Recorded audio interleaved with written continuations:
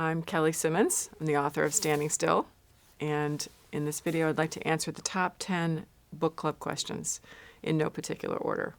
Hopefully that will illuminate some of the process and some of my thinking as I wrote the book. Okay, here it goes. Question number 1. Is this your first book? This is a trick question. I know it's hard to believe it's a trick question since I wrote it and I'm answering it, but it's my first published book. But I've written 8 novels over the years. It took me 15 years to get published, hardly an overnight success. So it is my first book, and yet it isn't my first book. So I started off with an easy question. We'll go to the tough ones now. Question number 2. Were you as promiscuous as Claire? This is not really a top 10 question, but it's my favorite question that anyone has asked me in any of the book clubs because it's the ballsiest question that anyone has asked me. And the answer is promiscuous. It depends on what you mean by promiscuous. I based Claire's promiscuity on people that I knew in college who didn't have a great sense of self-worth and who didn't value themselves. I based other aspects of Claire, like her panic attacks, on me and my family, but that's in the other video, which you probably watched first. Question number 3. Is your husband anything like Sam? My poor dear husband is a tiny bit like Sam, and he's gotten a lot of grief from his friends about it. He works in the pharmaceutical industry. He travels a lot. So all those things in the book about Sam traveling and those angry, resentful feelings, those come from a place of honesty. And he's kind of cheap, like Sam is in the book. So I based all of that on my actual husband. Question 4. How long did it take you to write the book? This is also a difficult question to answer because it's not as straightforward. It took me 5 months to write the first draft, which was very quick. I don't normally write a first draft in 5 months, but it just kind of poured out of me. But it took 3.5 years to edit it. There was a lot of back and forth. I went through 2 different editors, and there was a lot of discussion as to whether the book should be a lot longer or a little bit longer and how much detail about Claire's past should be in the book. So that took a long, long time. Question 5. Did you do any research on Stockholm Syndrome or panic disorder? And the answer to that is no. This is very disappointing to people because people want to believe that you did a ton of research for your book. I didn't want it to be too historically accurate and obvious about the Stockholm Syndrome, although that's obviously what's going on in the book. The whole book is a kind of trick to have the reader believe in Claire's version of events and in the kidnapper's version of events. And about panic disorder, between my mother, my sister, and myself, I had plenty of firsthand knowledge about how people behave with panic disorder and how panic disorder is treated. So I felt like I'd lived my research on that one. Question 6. How different is the finished book from the first draft?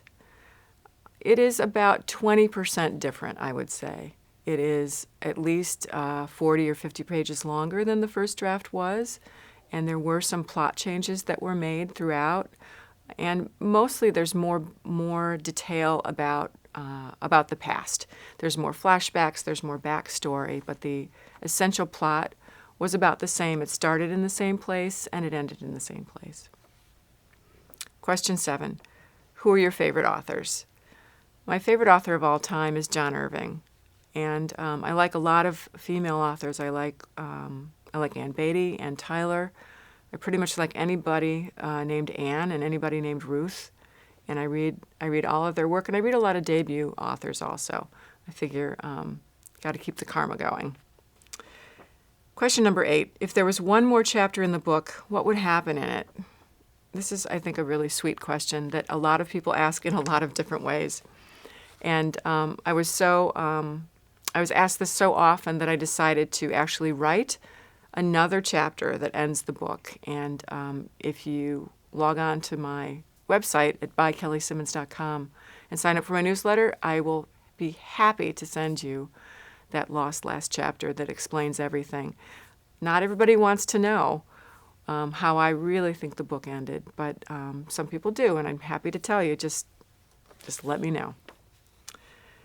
Question number 9. What is your favorite chapter or page in the book?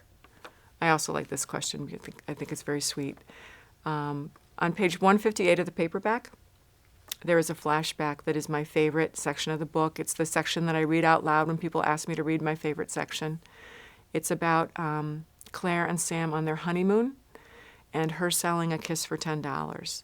I think that the chapter's emblematic of how small details in a marriage can signal some huge problems. And the fact that Claire and Sam's problems were there from the beginning make it a very important chapter to me.